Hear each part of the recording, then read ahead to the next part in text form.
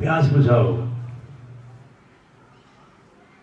तो राजा समझ गया कि तो मुझे चमरस खिला के चमार बनाना चाहता है। मन में शंका हुई, औंक लगा ली। गुरुजी ओढ़ने लगे, उंगलियां खोल दी, सारा पानी नीचे गिर गया और कुछ कुर्ते पे गिर गया। राजा ने कहा कि मैं आपके पास आया था, लेकिन अब मुझे किसी जरूरी काम से जाना है, फिर आऊंगा। गुरुजी ने कहा कि ठीक है, जब तुम्हारा मन हो आ जाना। राजमहल में आया और आकर रानी से कहा कि मैं तो आज ऐसे ऐसे बच गया, तुम किसी तरह धोबी को बुलाओ और ये कुर्ता साफ करना बहुत ज़रूरी है, मुझे बाहर कभी जाना होता है, तो मैं इसी को पहन के जाता हूँ। अब धोबी को बुलाया और कहा कि जितना जल्दी हो सके इस कुर्ते को साफ करो। धोबी ने देखा ये तो चमरस है, इसको उतरना तो बड़ा कठिन होता है। फिर भी उसने गर्म पानी में कुछ जो मसाला बनाते हैं धोबी साफ करने का, वो डाल दिया। घर में नादान बेटी थी, उसको कहा कि बेटी इस दाग को चूस ले। पिता ने कहा तो उसने चूसना शुरू किया और ज्यों-ज्यों चूसती गई तो कहते हैं उसका कपाट खुल गया। अद्भुत बातें ही नहीं, ज्ञान की बातें करने लगी।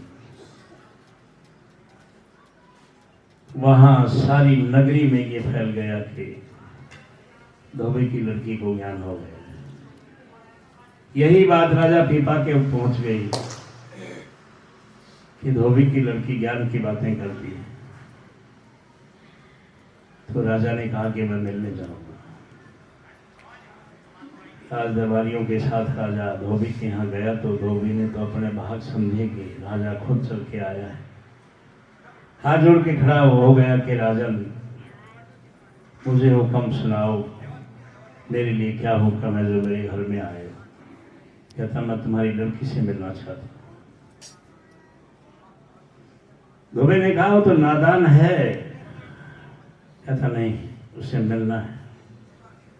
राजा ने हाथ जोड़कर लड़की को वंदना की, प्रणाम किया। इधर लड़की ने हाथ जोड़ दी।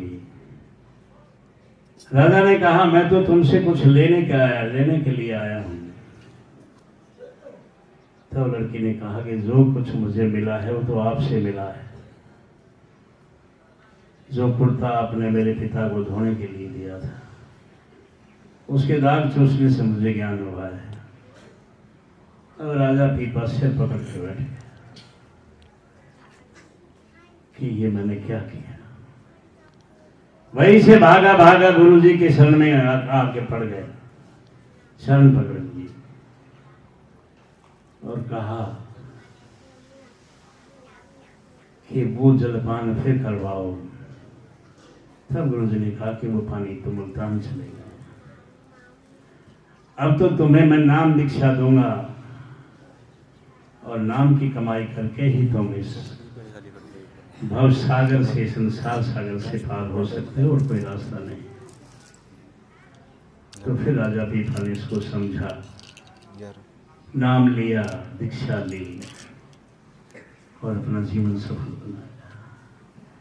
एक नहीं अनेकों राजाओं और रानियों का उन्होंने उद्धार किया। कहते हैं कि 51 राजा और रानियां उनके शरण में थे। एक ही कारण था कि कलाएं हैं, हर किसी में कला होती।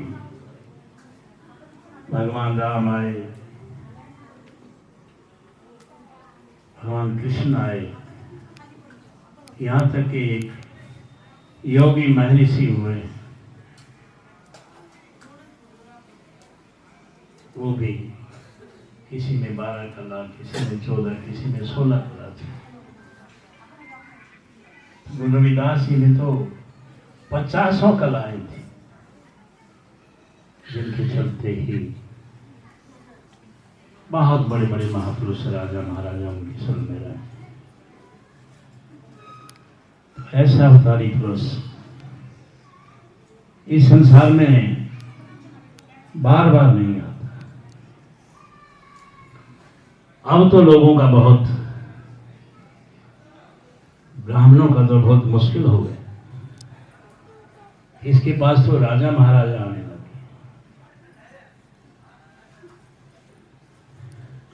चित्तौड़ की रानी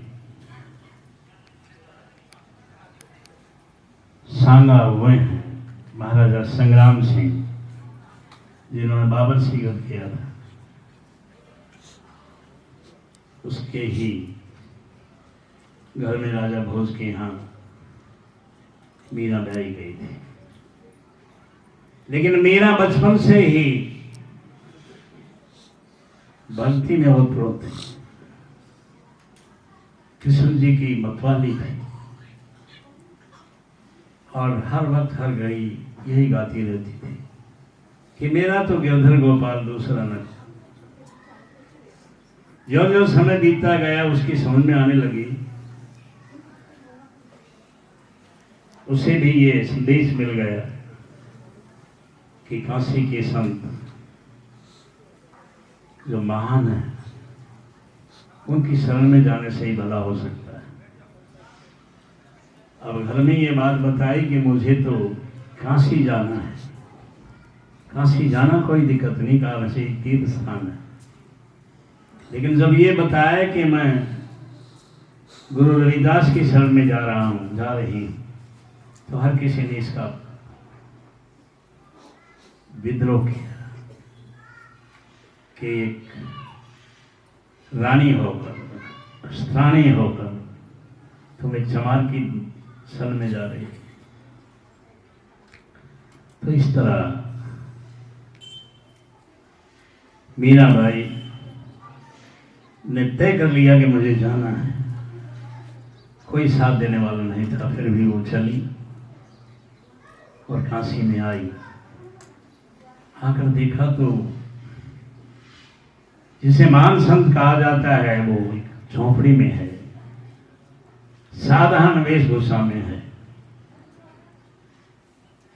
लेकिन जैसे ही उनका तेज देखा, उनकी मतवाली हो गई, नतमस्तक हुई। गुरु जी ने आशीर्वाद दिया, पूछा कि कौन हो, तो बताया कि मैं मीराबाई हूँ,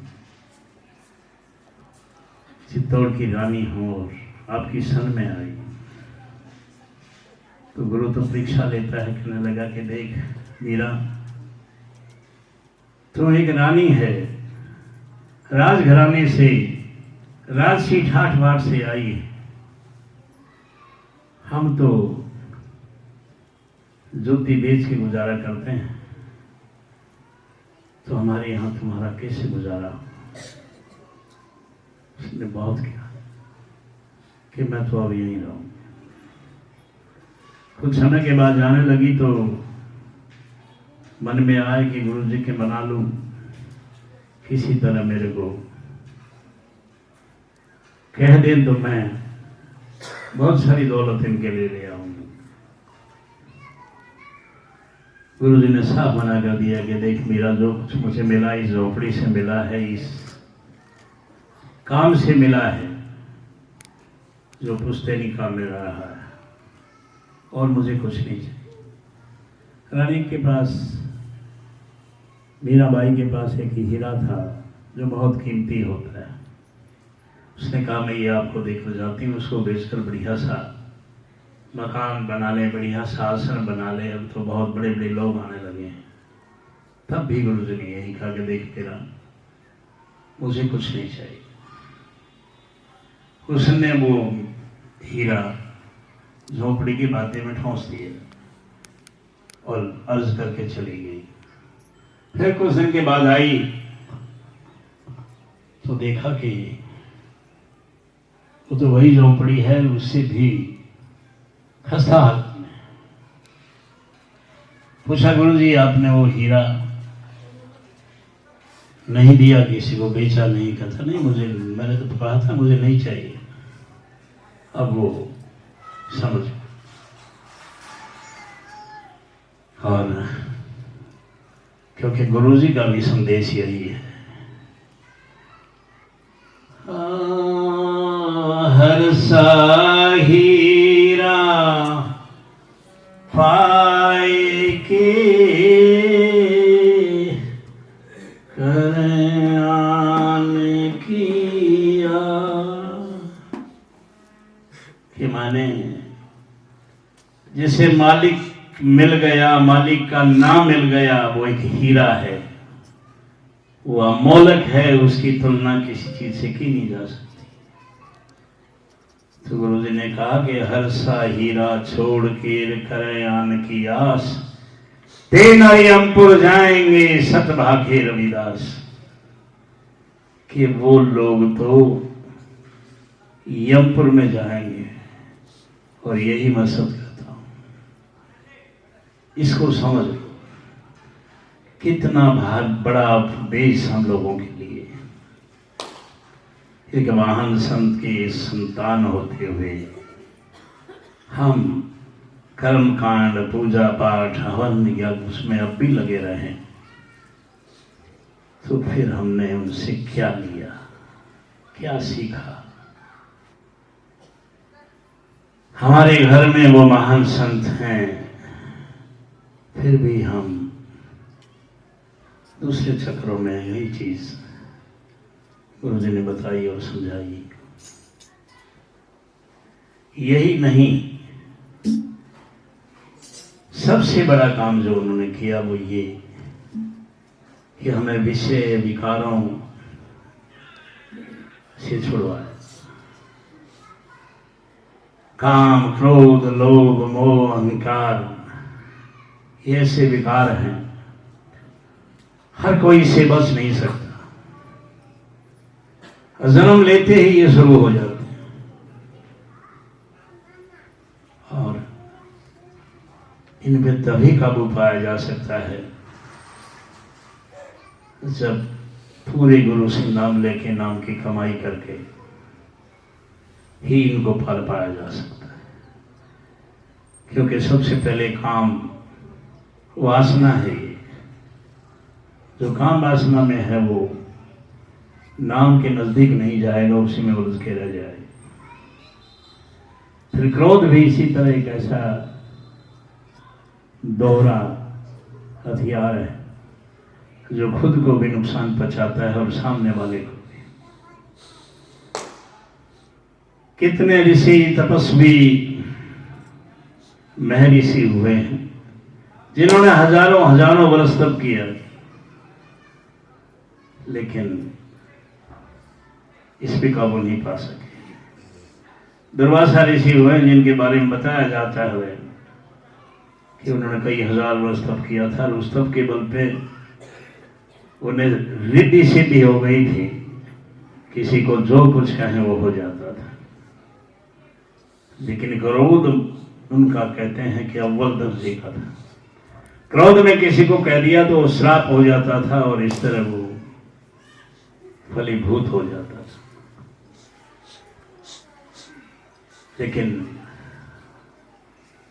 गुरु की शरण में आने से,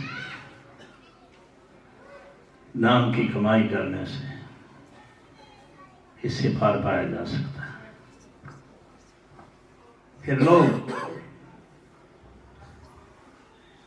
लोभ भी एक बहुत बड़ा विकार है। ये भी कहा जाता है कि कामी तिरजा, क्रोधी तिरजा, लोभी जीवड़ा ना तिरे। एक दृष्टांत आता है कि एक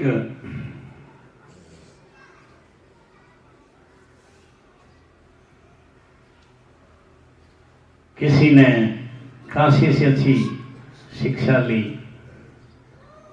वेद शास्त्र की बहुत जानकारी हो गई, घर आया तो पिता ने देखा कि बहुत विद्वान हो गया है। पूछा कि पिताजी कुछ भी आप पूछ सकते हैं। कहने लगा भी मैं तो ज्यादा जानता नहीं, मैं क्या पूछूं। कहने लगा फिर भी